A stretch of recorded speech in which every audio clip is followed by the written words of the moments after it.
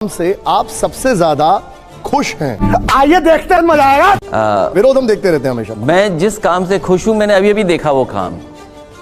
सड़क पर गाय माँ जा रही थी, सांड थे, तो मैं आपके पास समय पे नहीं पहुंच पाया, बड़ा आराम से आना पड़ा मुझे। हाँ भाई, कैसी लगी? और जो 1 साल की आप बात कर रहे हैं, देखिए कितने होशियारी से सरकार 1 साल के बारे में पूछना चाहती है।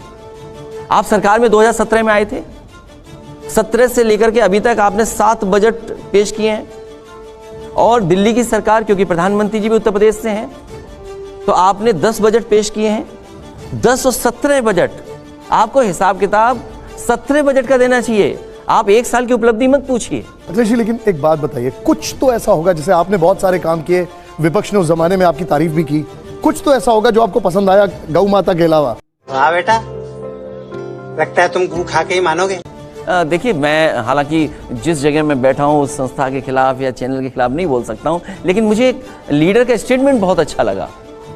हालांकि वो पब्लिक स्टेटमेंट था, हो सकता वो इस स्टेटमेंट को यहाँ कैसे लिया जाए, तो मुझे बड़ा अच्छा लगा। उन्होंने कहा कि देखो, हवाई जहाज बेच दिए इन्होंने, रेलवे बेच दिया, हमारी जितनी भी प्रॉफिटेबल कंपनीज थी, सरकारी संस्थान थे, वो बेच दिए, और भी जो चीज़ें दिखेंगी वो बेच दी हैं, लेकिन एक चीज़ खरीद ली उन्होंने सबको दिखाने के लिए, अखबार और मीडिया। शाबाश बेटा, बहुत बढ़िया मुन्ना। तो ये मेरा नहीं है, ठीक है, ये किसी ने कहा, मैं आपको उनका मैं कोट कर रहा हूँ। ठीक है, कोई बात नहीं, मैं आपको रोकूंगा नहीं, और हम बिलीव भी इसमें करते हैं कि जो आपकी बात है वो एग्जैक्टली वैसी जाती है। नहीं, वो शब्द गलत हो सकता है, कोई बात नहीं सर, लेकिन मुझे एक चीज बताइए, आप सड़क पर गाय देख रहे हैं, आप सड़क पर गाय देख रहे हैं, लेकिन योगी जी कहते हैं कि हमारे प्रदेश में 33 लाख करोड़ का निवेश आने वाला है।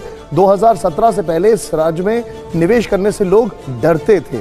अच्छा, आज जो आप दिखा रहे हैं, आप दिल्ली से। जय हिंद दोस्तों, स्वागत है आपका अपने YouTube चैनल में एक बार फिर से। आई होप कि आप सब अच्छे फ्रेंड्स। आज की वीडियो बहुत ज़्यादा इंटरेस्टिंग है, किस तरह से जो है गोदी मीडिया के एंकर को धोया है अखिलेश कुमार ने, तो इस वीडियो में हम देखेंगे। चलो वीडियो दे लेते हैं, बाद में वीडियो के बारे में हम बात करेंगे।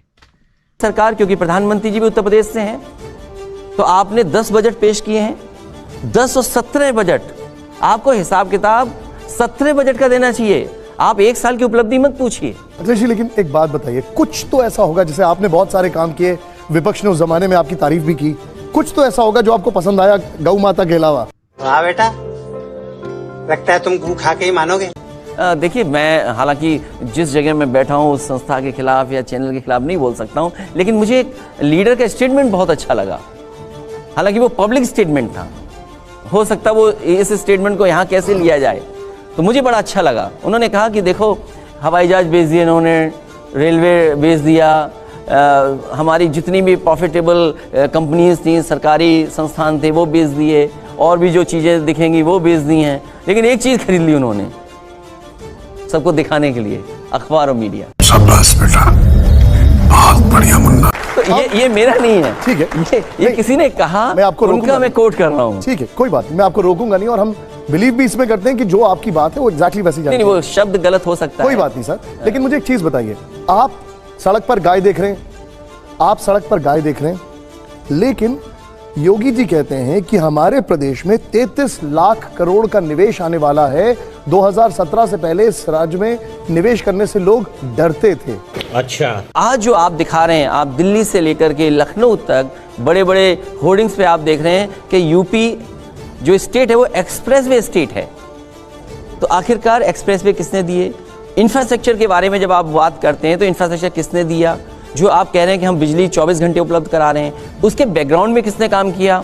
तो आप कहीं ना कहीं पाएंगे कि पुरानी सरकारों ने भी काम किया। जो आप दिखा सक रहे हो, उसकी वजह से इन्वेस्टमेंट ला रहे हो। बात तो सही है, लेकिन कुछ दिन पहले विधानसभा में हमने एक चीज देखी, और इसके लिए मैं जरा वहां पर जाऊंगा।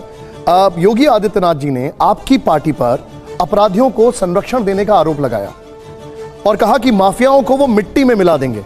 उन्होंने क्या कहा था, एक बार मैं आपको सुनाना चाहता हूं, ये जरा इसको प्ले ऑन करिए यहां पर। इस माफिया को मिट्टी में मिला देंगे। सरकार किसी है, गफलत में हो, ये माफिया है, इनको मिट्टी में मिलाने का काम करेंगे। अब ये इन्होंने क्या कहा, मैं चाहूंगा नेक्स्ट टाइम थोड़ा ऑडियो थोड़ा लाउड रखिएगा। इन्होंने कहा कि मैं उनको मिट्टी में मिला दूंगा, लेकिन आपने कहा कि वो सिर्फ फिल्मी डायलॉग बाजी करते हैं। अभी मजा आएगा ना भिड़ो। नहीं, अगर आप मिट्टी में मिलाने की बात कर रहे हैं तो मैंने कई बार on the floor of house इस बात की मांग की है कि आप टॉप 10 माफियाओं की सूची जारी करिए और टॉप 100 की सूची जारी करिए। आखिर सरकार को कौन रोक रहा है जो टॉप 10 की माफियाओं की सूची नहीं जारी कर रहे हैं? और ये मुख्यमंत्री जी बता रहे हैं कि मिट्टी में मिला देंगे। आप सोचिए, अभी कुछ दिन पहले प्रोग्राम था जिसके ऊपर न जाने कितने मुकदमे थे, इनके बगल में बैठा था। क्या माफिया बगल में नहीं बैठा था? कभी मुख्यमंत्री जेल में जाकर के माफियाओं से नहीं मिले होंगे। ये मुख्यमंत्री आप पता करिए, क्या जेल में जाकर के माफियाओं से मुलाकात हुई है कि नहीं हुई है? अच्छा, लेकिन और फिर किसने रोका है आपको सूची ना जारी करने के लिए? मैं आपको एक उदाहरण देता हूँ। बोलने दे, तकलीफ हुआ है बेचारे को। बोल। अभी जो उमेश पाल का जो मामला हुआ, उसमें बीजेपी ने सीधे सीधे कहा कि 2 आरोपी एनकाउंटर में मार दिए, 6 आरोपी गिरफ्तार हुए, जगह जगह बुलडोजर चला जाए, अब अवैध हथियार बरामद हो रहे हैं। वो कह रहे हैं कि हमने जो कहा वो किया। देखिए, अभी आपने मुख्यमंत्री जी की बात सुना दी, लेकिन मैं क्या कह रहा था वो आवाज नहीं आई। आवाज तो मेरी नहीं सुनी गई ना। आप अब बता दीजिए। तुम्हें शर्म है कुछ? तो आवाज केवल आपने कहा मिट्टी में मिला दे। मैंने कहा रोकता कौन है मिट्टी में मिलाने से? आपको कौन रोकता है? आपको आप मिलाओ मिट्टी में।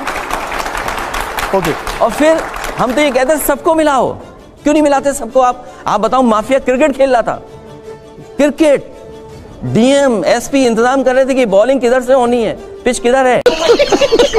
ये जमाना दिखाने का ज्यादा है। आपने काम किया हो न किया हो, लेकिन अगर आप दिखाने में कामयाब हो जाओ। मैं इसमें 2 चीजें जोड़ता हूं। जब मैं सरकार से बाहर हो गया और एयरफोर्स को एक्सप्रेस वे पे अपनी एक्सरसाइज करनी थी, तो देश के सभी चैनल वो चीज़ दिखा रहे थे कि 2018 में ये एक्सरसाइज हो रही है, एयरफोर्स के एयरक्राफ्ट टच डाउन करके जा रहे हैं, हरकुलस उतर रहा है, जा रहा है। लेकिन मैंने देश का एक भी चैनल ये कहते हुए नहीं सुना कि ये जो एक्सप्रेसवे बना है ये समाजवादी सरकार के समय बना था और उस समय मुख्यमंत्री कौन था, उद्घाटन नेताजी ने किया है। वो एक भी चैनल ने नहीं कहा। ये स्टेटमेंट तो हम सब ने दिखाया कि कैसे आपने कहा कि योगी जी खुद अगर एक्सप्रेसवे पे चलेंगे तो उनको समझ में आ जाएगा, और आपका ये स्टेटमेंट तो सभी चैनल को ने दिखाया। और आपने कहा कि जब वो चलेंगे एक्सप्रेसवे पे तो खुद समाजवादी पार्टी को वोट देंगे। नहीं, हमने दिखाया, सबने दिखाया। वो उस समय की बात नहीं कर रहा हूँ। उस समय TV 9 चैनल नहीं था। गजब बेइज्जती है। एक सवाल खड़ा होता है, आपने कहा आपका नारा बाहर चला गया, आपका नारा जो है पंजाब चला गया। योगी जी ये कहते हैं कि उनका बुलडोजर बाहर चला गया। अब अलग अलग राज्यों में उनका जो बुलडोजर है वो चल रहा है, कांग्रेस भी बुलडोजर चला रही है।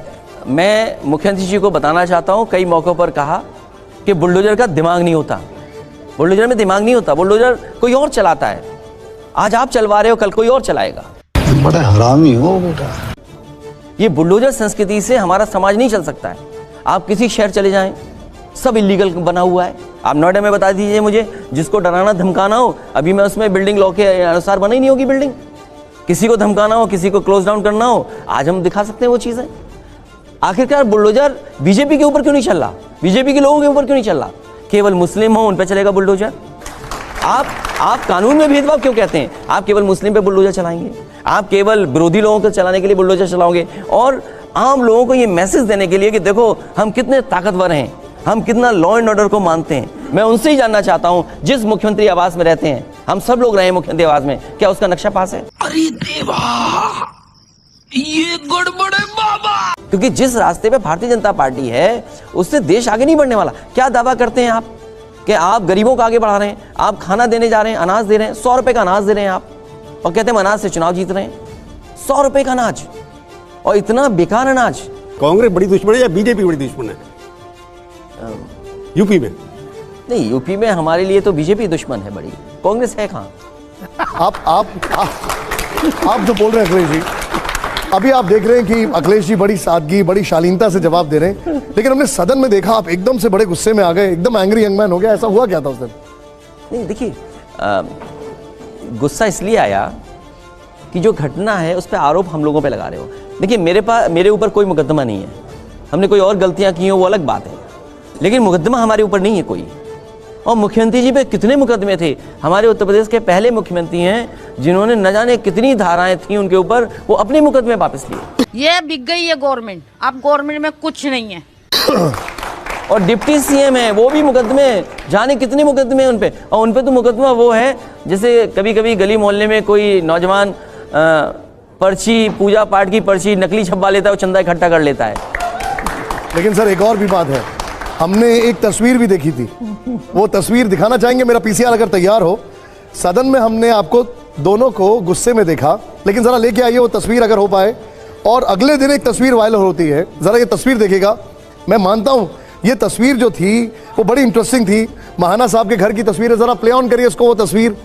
और ये तस्वीर एक, ये देखिए, अब ये तस्वीर जो मैं देख रहा हूं इसके पीछे की कहानी क्या है? एक दिन पहले बड़ी नाराजगी, और ये देखिए जरा तस्वीर ये है कि दोनों ने एक साथ खाना नहीं खाया, एक ही जगह बुलाया गया था, एक ही समय पर बुलाया गया था,